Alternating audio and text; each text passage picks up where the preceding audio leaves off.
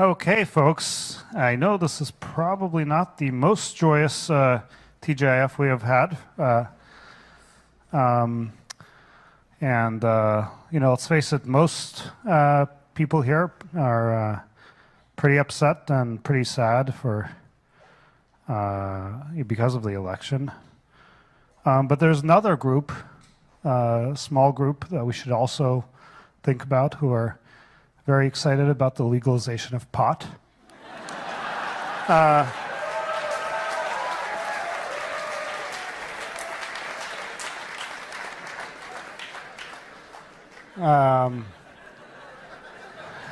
was asking if we could serve joints outside on the patio. Apparently these things take a little while to take effect. It's a huge, huge disappointment. I've been bemoaning that all week, I'll be honest with you. Anyway, on a more serious note, myself, as an immigrant and a refugee, I certainly find this election deeply offensive, and I know many of you do too. And I think it's a very stressful time, and it conflicts with many of our values. I think it's a good time to reflect on that, and we're going to hopefully share some thoughts today. I guess there are two dominant reasons to be upset. One is because so many people apparently don't share many of the values that we have. I guess we've known that for many months now. It's not like, election terms, whether it was like 47.2% or 48.2% or whatever it was. It's always been a lot of people that apparently feel that way. But certainly confronting it firsthand is pretty upsetting. And secondly, confronting the reality of an administration that's now forming, and look, we have no idea what it's going to do, is the honest truth. Like, we have no idea what direction this country will take, whatever the past policy proposals were serious or not, or whatnot. And it's a period of great uncertainty. And, it's uncertain for many of us here, especially immigrants or minorities, women, so many people, and just generally, people who, have kids and wonder about their world. I don't have great answers for you up here today, but I think it's important that we chat about it and are thoughtful about it in the coming months. And with that, Sundar.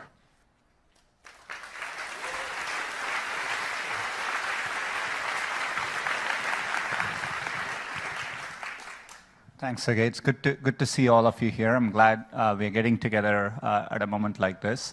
It's been an extraordinarily stressful time, I'm sure, for many of you. The outcome, in a two-party system with a lot of polarization in the country, it's a deeply divided country, and you have a binary outcome, right? There is no easy way through this. And historically, all political processes are stressful and tough, particularly if the outcome is not what you hope for. On top of that, I think all of us would agree this election was particularly hard. There was a lot of rhetoric, and there were a lot of groups targeted. And so I think all of that makes it a very hard cycle, especially with our values. But I hope, a couple things I would say is, it's important to remember, we are in a democratic system, and, it's heartening to see actually a transition happen properly. And, I grew up in India, and there were a lot of things wrong, but it was a democratic country, and we've gone through many, many, many hairy moments like this, right? And it's a country of, it was a poor country of 1+ billion people going through a democratic process with many more divided opinions than what you're seeing here. And I've seen over time, have faith in it. It tends to work out. There are many, many scary moments when it looks like the wheels are coming off. But it tends to make through okay, and it seems to be better than any other system out there. So I think we should keep that in mind. I think it's a good moment of reflection, introspection, and listening to each other too. I think part of the reason the outcome ended up the way it is people don't feel heard across both sides. And I think it's important to reach out and talk to each other. There is a lot of fear within Google. I've gotten a lot of emails, to my note back. And I would tell most Googlers there are people who are very afraid. And Sergey pointed out the,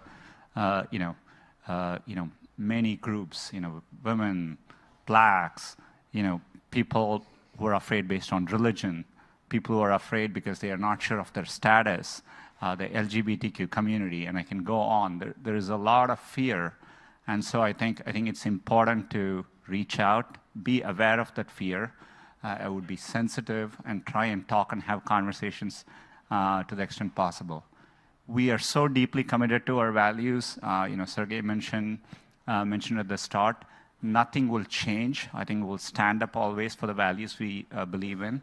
And especially, I think, in a society, you stand up for people who are minorities. And that's what defines a society. And we'll continue to do that.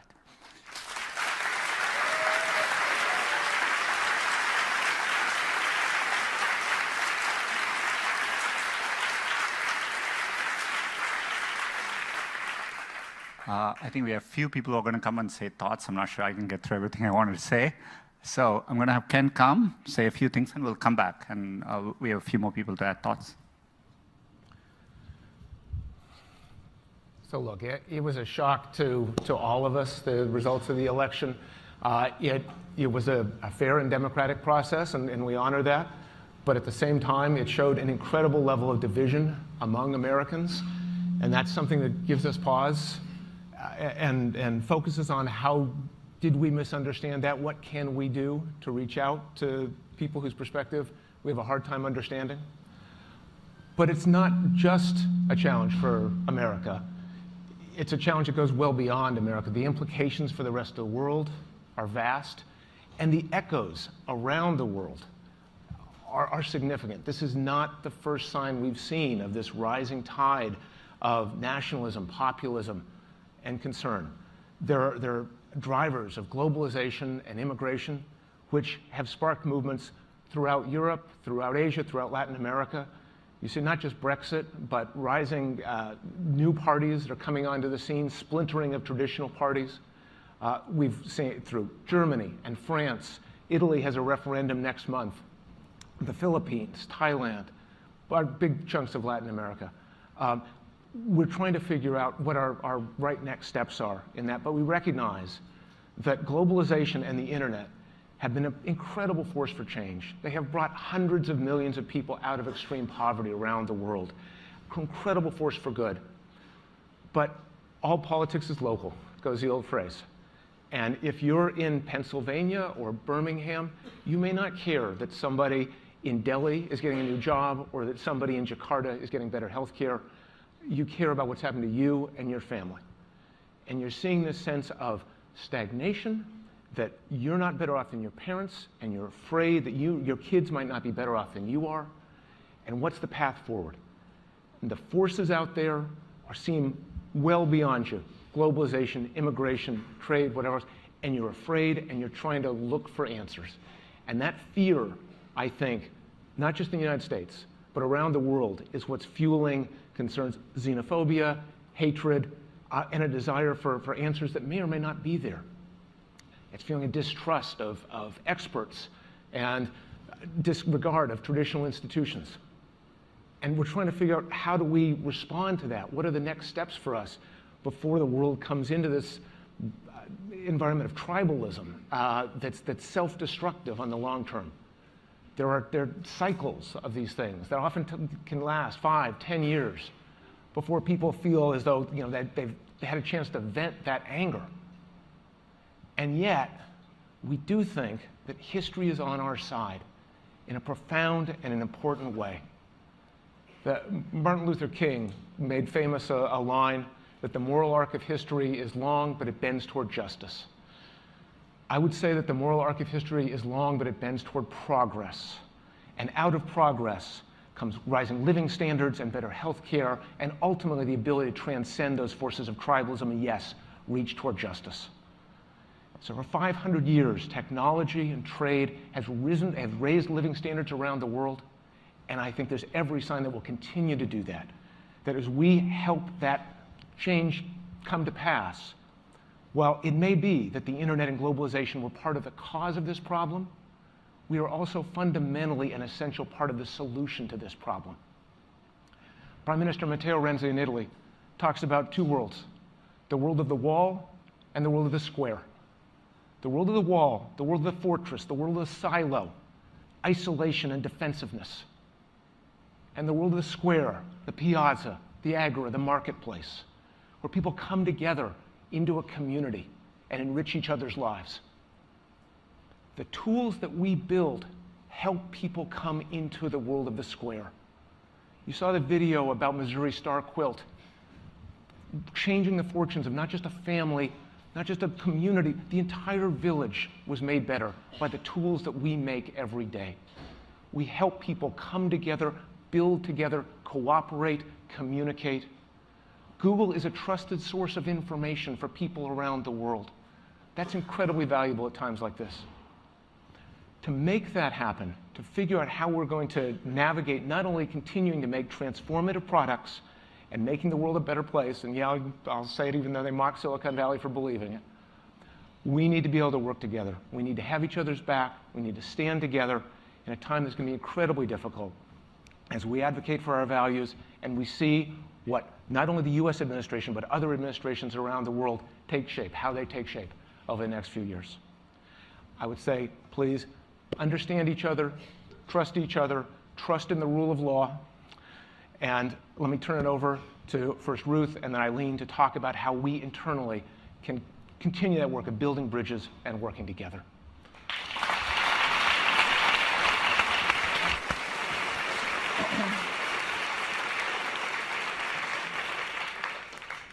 So for what it's worth, I've been a very long time Hillary supporter.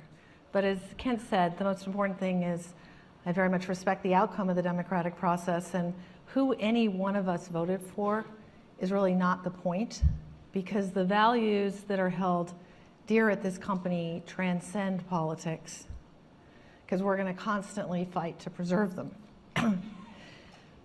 I want to take you back to 8:30 p.m. on Tuesday night. I was at home with friends and family watching the election returns. And as we started to see the direction of the voting, I reached out to someone close to me who was at the Javits Center where the big celebration was supposed to occur in New York City, somebody who'd been working on the campaign. And I just sent him a note and said, are you okay? It looks like it's going the wrong way. And I got back a very sad, short text that read, people are leaving, staff is crying, we're going to lose. That was the first moment I really felt like we were going to lose. And it was this massive kick in the gut that we were going to lose. And it was really painful. And the thing that hit me, and I've talked about it here before, was like Sergey, my father was a refugee and we moved to this country. And as a child, what I was always told is he fought hard, worked hard to get my sister and brother and I to this country because he wanted us to grow up in a place unlike what he had, a place where you would never be discriminated against based on who you were, the color of your skin, your religion, your beliefs. And that's the thing that kept going through my head on Tuesday. And it did feel like a ton of bricks dropped on my chest, and I've had a chance to talk to a lot of fellow Googlers, and people have said different words, similar concept, how painful this is. But I think there are three really important things that we should think about and talk about. First, throughout the campaign, Hillary said, we are a great country because we are a good country. And I firmly believe that. We are a good country. Second, one of the things that really struck me in her concession speech the next morning is she said, "Please never stop believing that fighting for what's right is worth it." And that is critical. We all have an obligation to fight for what's right and to never stop fighting for what's right. And that's one of the many things that I think makes this company so beautiful. Our values are strong, we will fight to protect them, and we will use the great strength and resources and reach we have to continue to advance really important values. And the third message that's super important is the message from the election that a lot of people clearly felt disenfranchised, left out. We talk a lot about rising inequality, but how corrosive rising inequality is the other really important message from this. And on that, we similarly have a very important role to play, as do many others. So I think the main thing I just wanted to say is give yourself time and space to deal with whatever you're going through. Healing is a process, it does take time. But one thing that makes Alphabet and Google so special is this term I heard, I'd never heard it before I got here, which is this is a place where you can bring your whole self to work. And we want everybody, wherever you were on the political spectrum, whatever it is, it's about respect for one another and continuing to ensure that we do that and making this a safe place where it's super clear everyone can bring their whole self to work and be respected. So showing kindness to everyone around you is the most important thing. I feel super blessed to have had the opportunity to be a part of this community, and especially at times like now. So yesterday, Eileen and I had a town hall for some of our orgs, and I suggested that what we all need right now is a hug. So everybody, if you could turn around or go to the person next to you and do a hug. It works.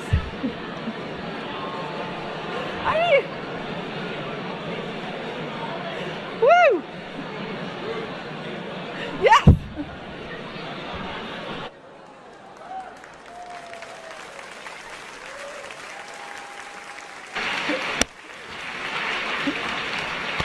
Thank you. And with that, I'm going to turn it over to Eileen.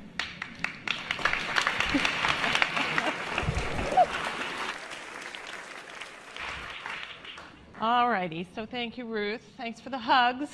I'm Eileen. I lead people operations at Google. I've been participating in TGIFs for about 10 years from remote offices in New York and London. And I kind of always imagine my first time up here and people ought to be good news around Google Geist or something, but here we are. And you know, we talk a lot, and we all know it. We talk a lot about what it is to be googly, and I've seen so many instances and examples of googliness in the last two days. The hug is one. I've seen open and heartfelt communications. I've seen people feel safe sharing their thoughts, their dreams, their fears. I've seen Googlers show up for each other, spontaneous groups of employee resource groups, holding sessions, sharing notes, sharing resources, tips for how to get through hard times. I've seen gratitude, and I've seen a lot of kindness these last few days. So let's try to internalize the kindness and keep it with us. I've seen Googlers talk about their differences from a place of tolerance and respect, and that's very heartening. And I've seen us try to intellectualize and understand the election result, much as Googlers earlier this year when I was in London tried to understand the vote of the British people to exit the European Union. And just like with Brexit, I'm seeing Googlers who are full of fear. They're full of fear about the future. They're full of fear about what the uncertainty means for them and their families. And so since I'm in People Ops, a lot of the questions I'm getting are how the Trump presidency might impact things like benefits and visas and jobs. So there's a tremendous amount we don't know. I would just advise us all to be calm. You know, there's a GCOM place that you can go to and just take a breath. It's obviously too soon to tell what the longer term implications of the election will be, but we're watching closely. And in the meantime, I thought I'd address 3 or 4 of the topics that we're hearing the most about. And first and foremost is immigration. We have nearly 10,000 Googlers in the US on visas. Very understandably, those of you who are working here, who have families here, or in the process of renewing or getting visas are probably very concerned. So here's what we know. There is, for the time being, and absent any policy recommendation from the Obama administration, there's no change, right? Google should not expect to be hassled entering the border. There should be no change in your status. We also know that the nature of the US immigration system is such that it makes, and there are legal limitations, it makes any immediate changes after January's inauguration of the new administration highly unlikely. But we, of course, will keep a close watch on this. Our policy office in DC is all over it, and we will keep you informed, but we will keep Googlers' interests at heart, and we will, of course, fight to retain all the visas and then some, because we keep adding to this. On the other hand, it's heartening also to know Google has operations in more than 50 countries. And at Google, because our people come first, we've worked really hard to find you, to help you grow. We're going to keep you. We're going to keep you here, I hope. But we have also taken a position for the past 10 years with the US government to fix what is a very broken immigration system in this country, and we are going to continue to take that fight forward. So nothing should be changing there in the near term that we can see. The second question is around internal mobility. Can I move to Canada?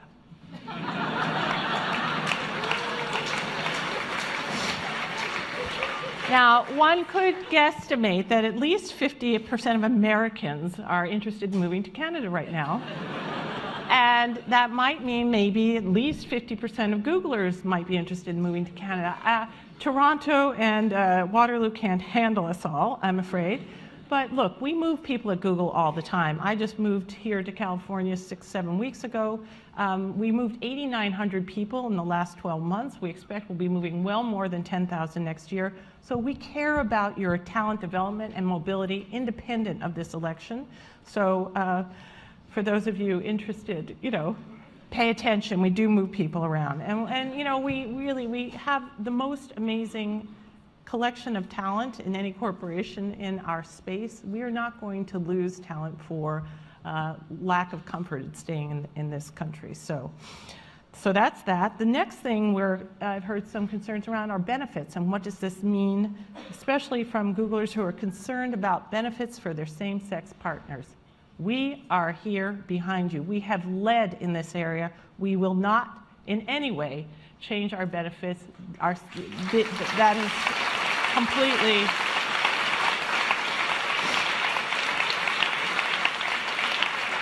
and we're very proud to take a very public stand on that issue. So nothing else changes there. And then finally on diversity and inclusion, I think it's fairly obvious that Google leans largely liberal and democratic, but I do want to be clear that diversity also means diversity of opinion and political persuasion, and we value and welcome perspectives from all sides of the political spectrum. So I have heard from some conservative Googlers lately in the past 2 days that they haven't felt entirely comfortable revealing who they are when these conversations come up at work. And so I believe we need to do better. We need to be tolerant, inclusive, try to understand each other in this area. And just to emphasize what Sundar said in opening, and Sergey as well, the very core values of civility, inclusion, respect are what have always guided us and will continue to do so.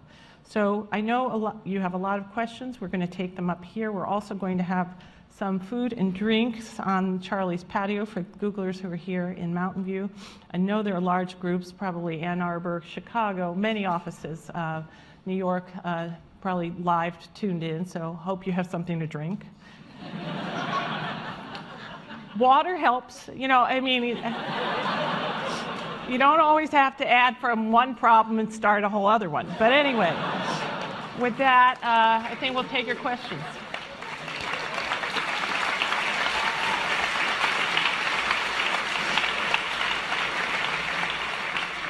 Okay, thank you very much. Let's see who's coming up. We got 3 chairs here.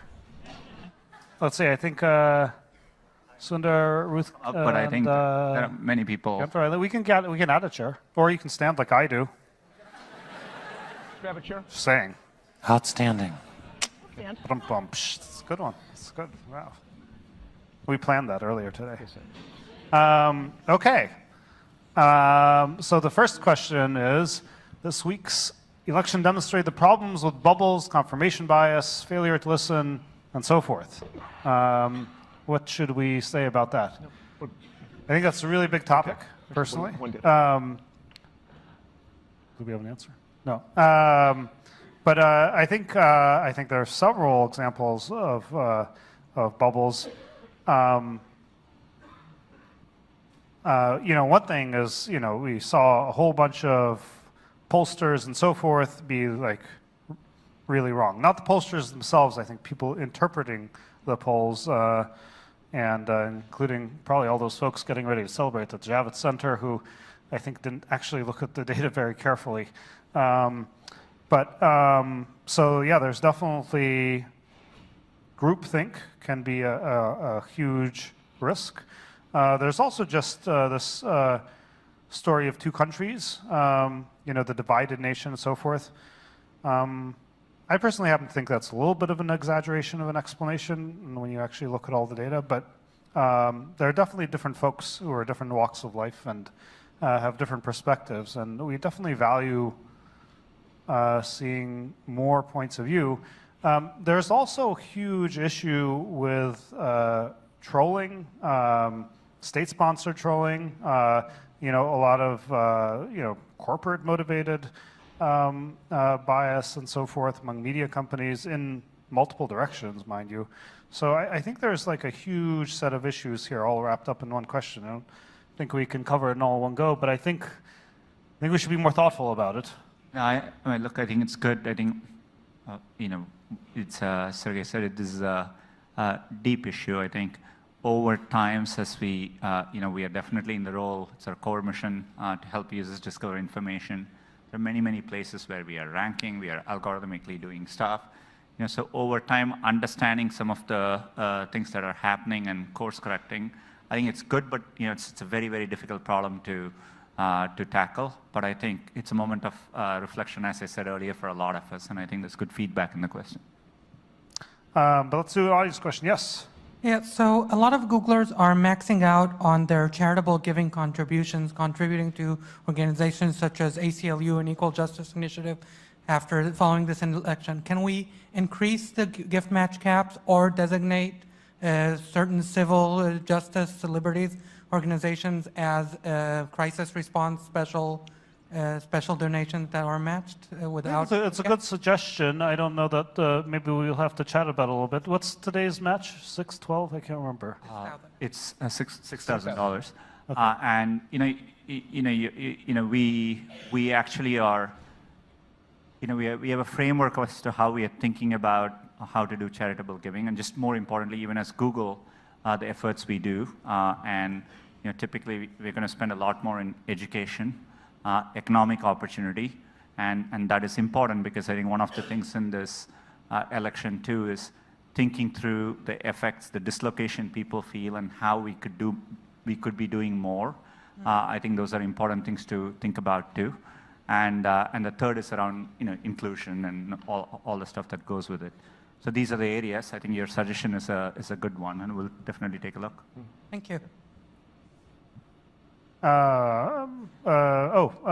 Okay. What's up with this likely FCC chairman pick, ISAAC? So anybody who thinks they know the likely members of the Trump administration is taking premature advantage of Sergey's favorite California proposition.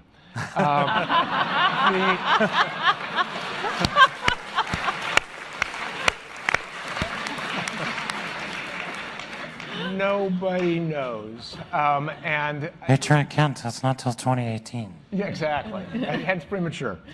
Okay, so first off, we don't know. A lot of possibilities, a lot of names being floated. The Trump campaign did not have the same sort of detailed transition run-up that the Clinton campaign had. So we don't even know who's doing some of the transition work in some cases.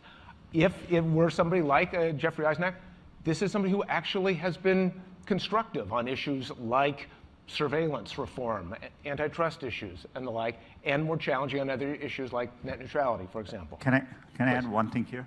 Our DC team is thoughtfully engaging with the transition team of the new administration. I think one thing we need Googlers to understand is you are going to see communication happen, and it's important to be supportive of those conversations too.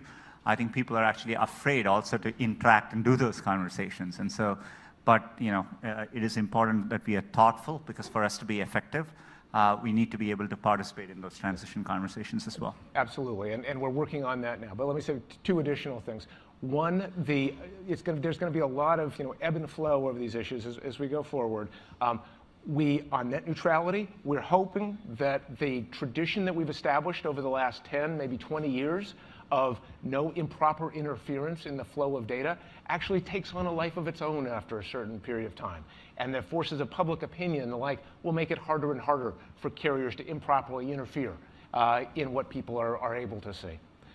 But lastly, the notion of being able to go in and say, we're going to be dealing with people in different ways. We're going to have to deal with a new cast of characters. We're figuring out who those characters are and what their policies will be. So the approach will differ, the tactics will differ, but the principles stay the same. We're going to continue to be committed to a free and open internet. Doesn't change.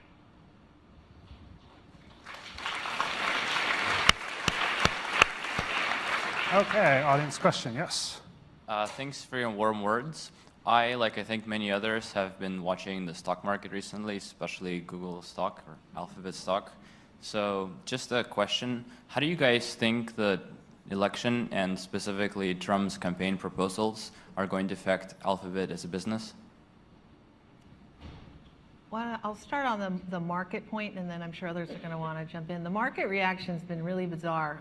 When the vote, as many people saw, at first the market was indicating down 800, and now it's up. I think one of the kind of sad realities in the market is that the bank stocks are up a lot, because banks are going to be a beneficiary. And so you'd say people who were left behind, feeling left, like they've been marginalized and looking to somebody for positive change. Well, a lot of the policies actually are very pro-bank, and because a lot of his advisors are hedge fund guys. So that's, to me, a really sad kind of quick response to what kind of policies are people expecting. But very much to Kent's point, nobody really knows, and so it could kind of be a bit of a head fake going on in the market, because people are guessing and hoping it's going to go in a certain direction.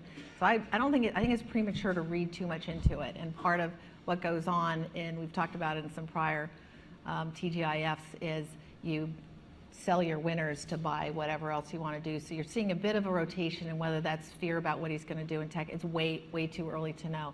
As we're looking at the various policies, like we have a business and a strategy that's focused on long-term doing good things for users, and good things follow from that. So that's what we're sticking with. I don't know if anybody wants to add anything to that.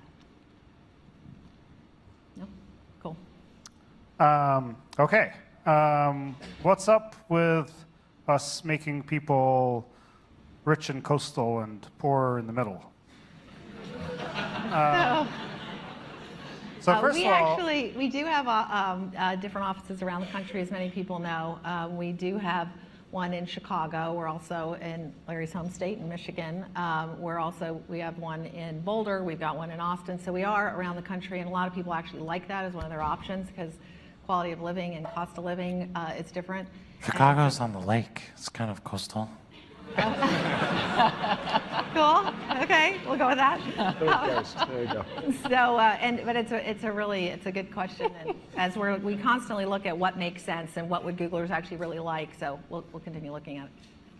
Yeah, I would. Here, I'll throw out my theory here. I think everybody's presuming that some of these folks left behind are, specifically the people who voted for Trump. I don't think the data quite supports that. I mean, I know there's the kind of geographic, roughly speaking, spread, but in fact, Hillary won the low-income vote. In fact, people under $100,000 supported Hillary, and over 100,000 supported Trump. I actually looked at the data, fairly carefully, and I think the biggest relationship was whether people had really routine jobs in an area, and that correlated highly with Trump's support versus having non-routine jobs. And there's actually a lot of historical precedent for boredom being a huge factor in vote choice, and actually in building extremism. In fact, we've had a lot of work on Jigsaw on extremism that shows high correlation to simple boredom. Also, when people vote, and I know people who voted for Trump, and people who abstained, and people who voted for Johnson, and so forth, like voting is not a rational act. As all of you know, for those of you who are in California, it's like there's just no point in voting in the presidential election in particular because California can't possibly matter. But still go out and vote. Well, this is between us. But even in the so-called swing states, there are tens of thousands of votes apart. So there's no, like the point of voting is different than you actually choosing the president. There are a lot of people, in fact, I've talked to the people who voted in various ways that I might not have agreed with, and like if they had to actually choose the president, they would have made a different choice. And actually with Brexit, that's also true. It's just a different emotional act, and like it feels kind of good to just like give DC a big kick when you vote. Like it feels good. Like I can kind of get that. So I don't know. I think there are a lot of reasons that people, might have voted the way they did.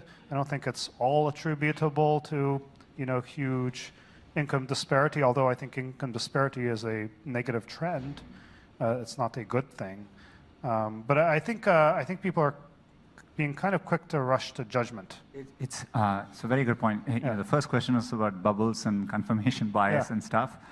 It's a good question, except people at the end of the election are doing the same thing, right? And all of us are quick to understand, and there's a very good analysis on 538. If 1 in 100 people had switched the vote the other way, we would be having a very different electoral outcome, and people would be asking a very different set of questions saying, this is why this happened. And so you're talking about, it's a very deeply divided country, and voting in only a two-party system, when people are going through a complicated, layered decision-making process, partly rational, partly irrational, is very, very complicated. And same way, I wouldn't interpret every vote. While this campaign had a lot of rhetoric and a lot of bad things as part of the campaign, we've all been talking about it. I'm sure many of you have members, family members, co-workers, etc. Not everyone who voted on the other side actually stands for everything that is represented as part of that. And so, so we have to work our way through it. Okay, with that audience question, yes? Yeah, so with rapid technological progress, we've seen that like policy and regulation have not been able to keep pace with technological developments. And as that accelerates, we're going to see even more fundamental societal change on top of what we already have.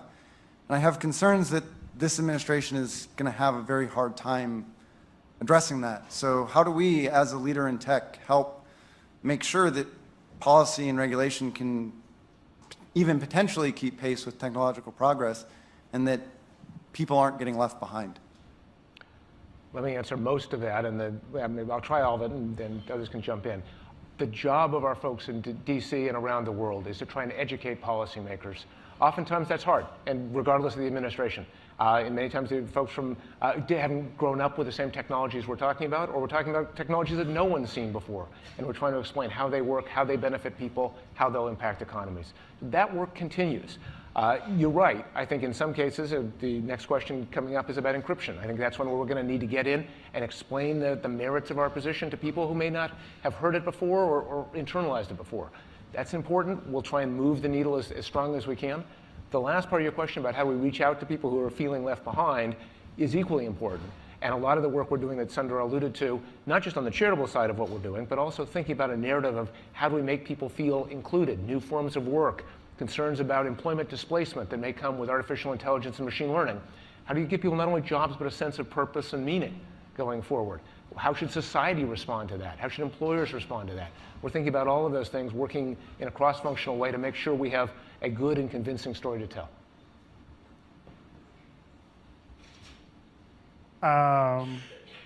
Okay, yeah, that was that. Okay, wait, actually, was that the? Yes, I guess that was the audience question. Yeah. Thank Sorry, you. That's a, yeah. Was that the same thing? I feel like, did you just? Let me just take this one. Are we going to build back doors and give over keys? The answer has been no. The answer continues to be no.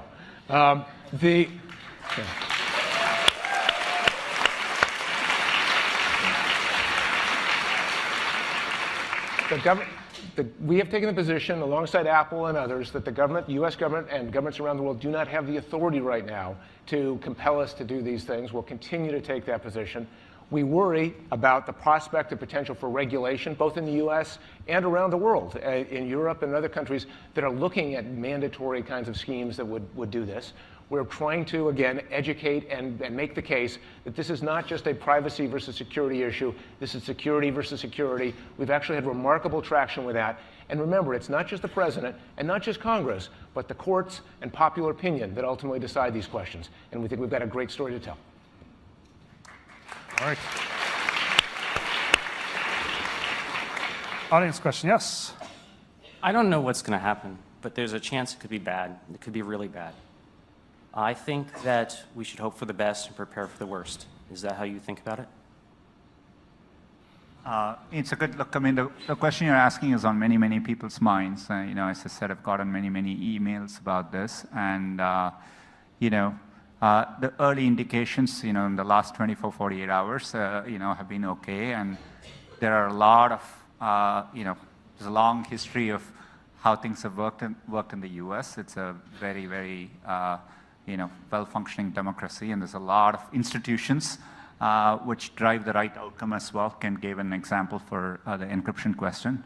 So I think, we all are in the same position you are asking the question, which is we are trying to predict the future. But I think, I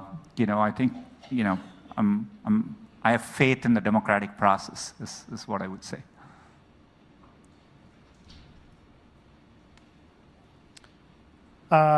Okay. As a Muslim, I'm really worried. And what will Google do to take a public stand to defend minorities? I personally wrote a blog post on it externally on the same thing. And so, as Ken said, all our values, nothing has changed, and we'll always take strong positions. I don't expect any of that to change at all. And we'll be very strong and vocal, and not just from a press standpoint or a PR standpoint, but actually working hard behind the scenes to stand up for what's right. Remember, we've long been in favor of comprehensive immigration reform. We continue to be in favor of comprehensive immigration reform. And it's important to recognize that while the Republicans and the Trump administration, they have a majority in the Senate, a majority in the House, they don't have a supermajority in the Senate. There's not they don't have the 60 votes necessary to override a filibuster.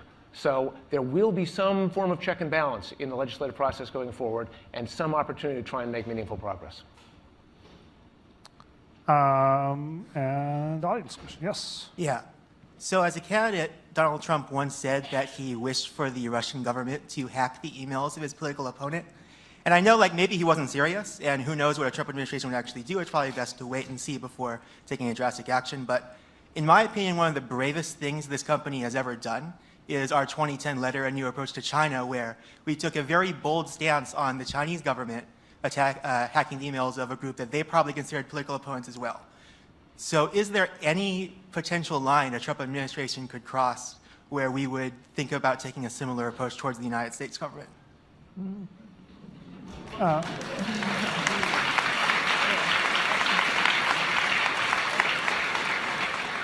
I think that line was crossed a long time ago by the U.S., as we found out through the Snowden revelations. I'd say we were pretty shocked by them. We probably didn't have quite as profound blog posts, but I think we definitely had a lot of statements about that, and that really harmed the U.S. standing in the world with respect to cyber espionage, and harmed the ability, for companies like ours to make arguments about the problems of cyber espionage. It's a real issue. Now, we since then have built up, a huge amount of information security technologies, in the wake, actually even before, and in the wake of Snowden, we had, encrypted all of our backbone traffic and things like that.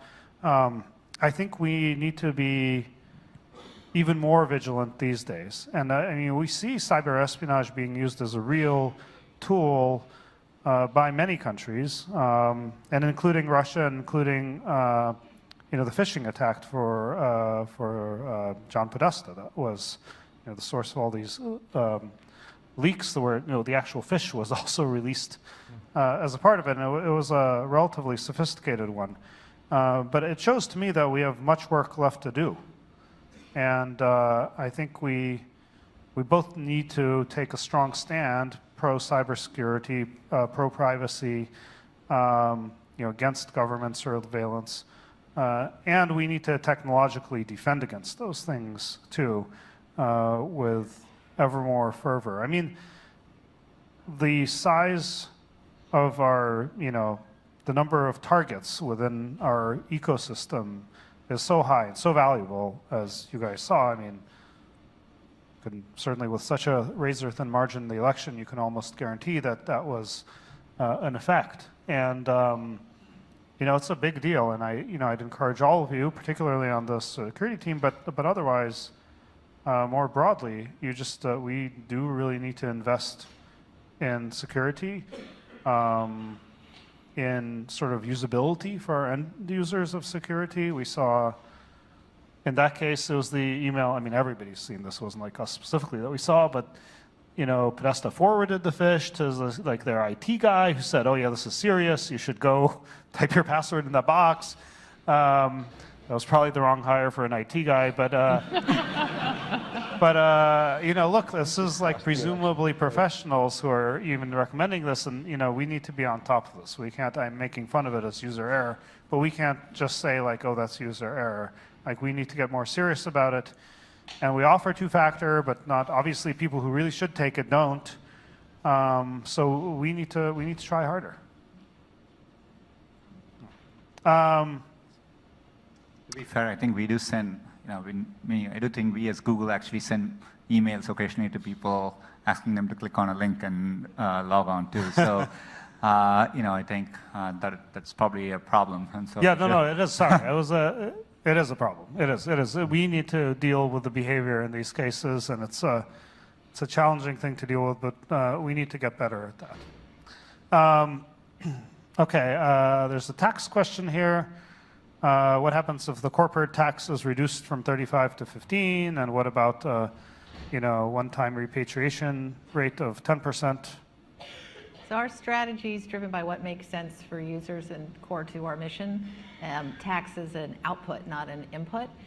We would like to see comprehensive tax reform. That's something that we've been advocating for quite some time. We've said we'd like to pay more tax.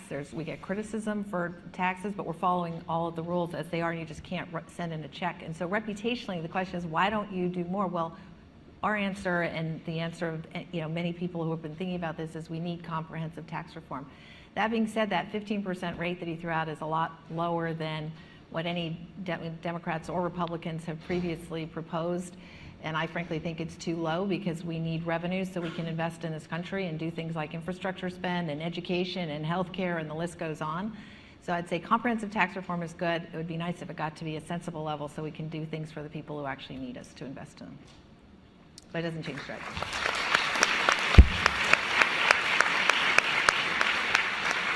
And audience question, yes? So there's a lot I love about this company, the values, the people, what we stand for. But one of the other amazing things about Google is its reach. The products we make can overnight sometimes touch millions, billions of lives. But if you look, America's vast. I mean, it's 44 hours from Boston to San Diego by car, according to Google Maps. And the world's a lot bigger than that. And people feel left out of, I think, the tech wave as much as they do about the policies of the last administration, and I think that's what's led to a lot of the decisions you've seen. Google has so much they can do to educate and empower, to help people access information and tools to make them more informed citizens and more successful. And as Kent said, all politics is local, so sometimes the answer is to really get boots on the ground. But when I think about what Google does best often, it's the high-scale, low-touch efforts. And seeing how this election worked, it makes me think maybe the opposite is needed too, that high-touch, low-scale. So my question to you, my charge is Google willing to really invest in grassroots, super, hyper-local efforts to bring tools and services and understanding of Google products and knowledge to all these communities far-flung around the US and the world so people can really be informed citizens and make the decisions that are really best for themselves and their countrymen? Yeah. Maybe Scott and people can add.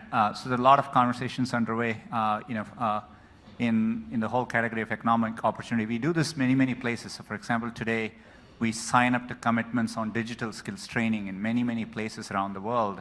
And one of the things we could do better is within the US, focus on parts of the US where it is equally important.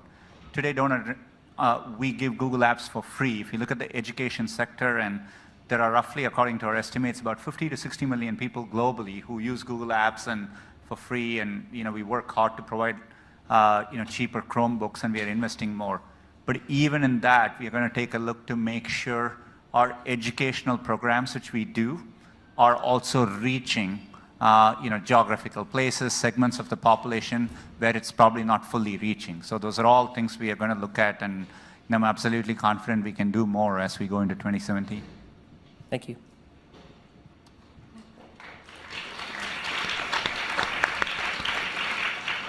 Say too, I'm in Alphabet Wide. I've been working on fiber a bit, and we definitely have fiber builds going on in a wide variety of places, and those are definitely intensive things. So that's one way we're engaging, I guess. Okay. Okay. I think we talked about this extensively, but maybe we can talk a little bit more about H-1Bs. Well, the anti-immigration stance. I think in some of Mr. Trump's rhetoric, it was symbolic language used to galvanize a base. He's a businessman, purportedly, and has employed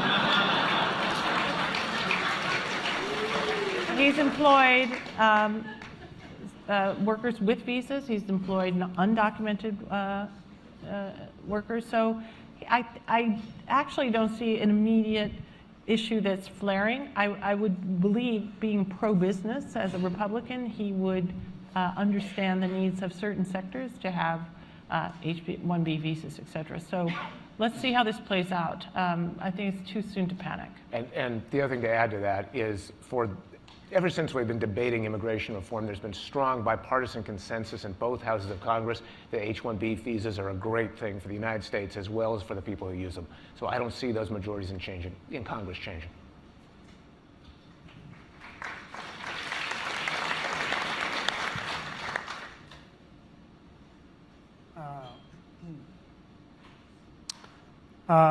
Okay, are we amplifying people's existing beliefs through our personalization algorithms?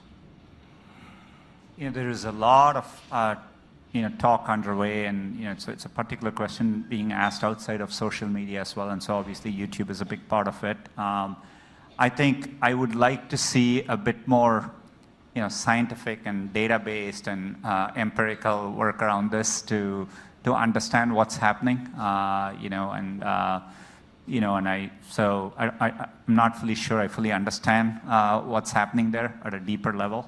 But I think it's something we should think a lot about our products. As I said, core to our goal is getting information. A bigger question I'm also worried is, I think we are getting information and improving knowledge, but I don't think it's reaching certain people at all. So there seems to be a selection bias.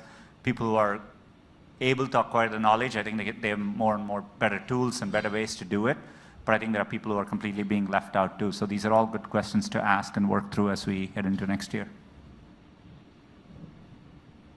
Audience question, yes. So Google's mission is to organize the world's information and make it useful. But during this election cycle, we've seen a lot of misinformation, disinformation. We've seen a lot of fake news coming from fake news websites being shared by millions of low information voters on social media. And ultimately, there's been many, many people who've been voting, who've been acting based on completely made up information. So can Google do anything to try to filter this out, to try to do something against very organized, very intense campaigns of disinformation targeted at low information people? Look, I think our investments in machine learning and AI is a big opportunity here. There are work we have done. The Jigsaw team did around what they call conversation AI, around, to look at bullying and, commenting. And so a lot of this is a problem of scale and not being able to keep up. So like human systems fail in many of these things. So I think, but investing more in machine learning and AI could be one way we actually make progress on some of this, some of this stuff. But I think we should do more. And probably worth noting, this also ties into cybersecurity, because we saw a lot of cyber trolling, by like nation states cyber trolling, and basically Russia.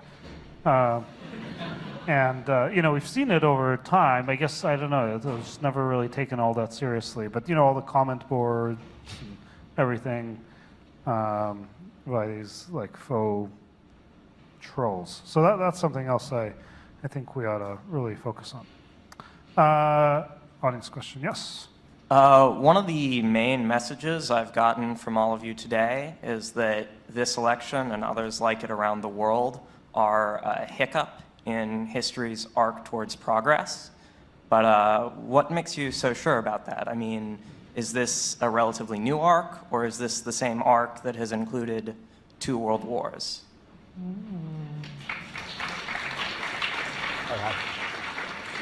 Since it's my metaphor, I'll take it up. There are no guarantees, right? And there are, hiccup is a kind word. History is not a linear pattern. We do everything we can to keep it moving in a good direction.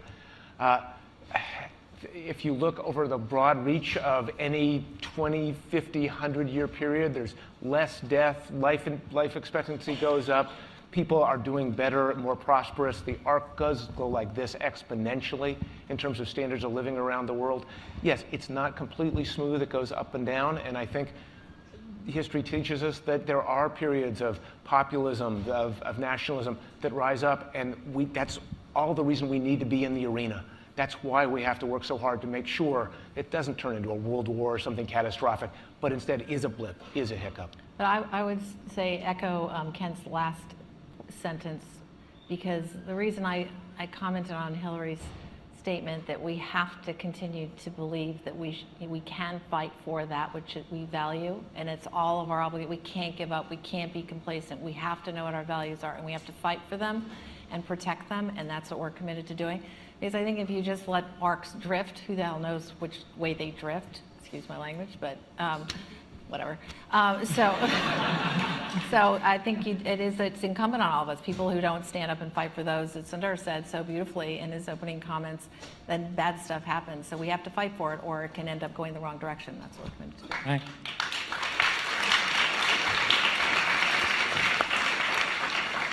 Yeah, and I think it's worth really worrying about. I think, and there's, data that suggests that boredom led to the rise of fascism and also to the communist revolution. I mean, there were many other factors too. It sort of sneaks up sometimes, really bad things. So I think it's worth being very vigilant and thinking about all these issues. What can we do to lead to maybe a better quality of governance, decision-making, and so forth? Yeah, I was just going to say, I've been looking at governance in general. So, as the election, results came out, people were like, oh, 50% of people were unhappy. Well, I mean, a third of people were deeply angry at their national governments. And I forget, another 20-ish% are pretty darned angry. And that's actually been true for a long time. And it's been trending down. So I think, Wait, you mean more angry or less angry? More angry. More angry, okay. Yeah. Down as in more angry. Yeah, it's been getting worse. And I think, anyway, that's been something I've been very concerned about for a while. So I think you can also look at the election in context to that. It was reported that, that was news. But if you ask people that, a year ago, you get the same answer. So I do think we have a lot of structural problems in our democracies, which I think is really, if you're worried about the World War III kind of cases, I think a lot of that will be driven by this deep dissatisfaction that people have, which I think some of which is really warranted. So I guess I've been looking at a lot of the structural issues that are causing that. I do think there's a lot of increasing complexity in our governance, which isn't really causing better outcomes for people. I think people feel that kind of intuitively, and we don't have an answer to that. Like, people aren't even talking about that. So I'd also encourage people to kind of maybe try to look past the election itself and also think about what's been happening for the last 10 years, last 20 years, look at those trends, and look at the election in the context of that, and how we solve those problems and make things better. And maybe worth noting, I mean, that's a broad issue. I mean, beyond Trump specifically, who I know many of us find very offensive, but in as much, and I know there are a number of Hillary supporters here, I mean, a lot of people might, view her and more broadly the Democratic Party being also very, polarized and having its own set of issues. So I think higher quality governance, would benefit everyone. Okay, we have 2 more questions, I guess. Okay, be super fast, yes. Or, sorry, I'll take one at each mic. Sorry, sir, maybe. Speaking to white men, there's an opportunity for you right now to understand your privilege in the society. Take the opportunity to go through the bias-busting training, read about privilege, read about the real history of oppression in our country, and tomorrow night, watch 13th, the movie that is here. If you can't watch it here, watch it on Netflix. Discuss the issues you are passionate about during Thanksgiving dinner, and don't back down and laugh it off when you hear the voice of oppression speak through metaphors, and I promise to do this.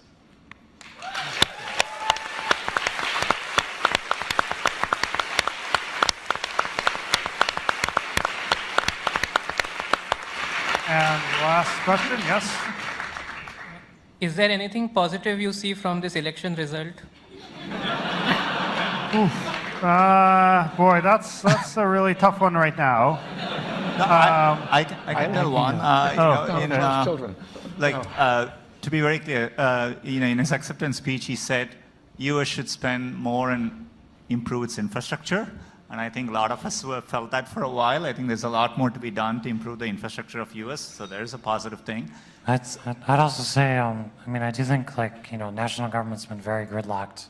Yeah. We do have a situation here where obviously Republicans have a lot of control over what happens and responsibility for that. So hopefully something good will come out of that. Yeah. I mean, I think it's also worth saying, I mean, I find so many things that Trump said very offensive, and I don't have very high hopes, but he could do anything. I mean, you have no idea. It's just, you really don't know. So I don't know, maybe he'll do something great, who knows? It'll take a little bit of wishful thinking, but which I will note, if you have wishful thinking, there is food and drink on the patio, and be careful of the cookies.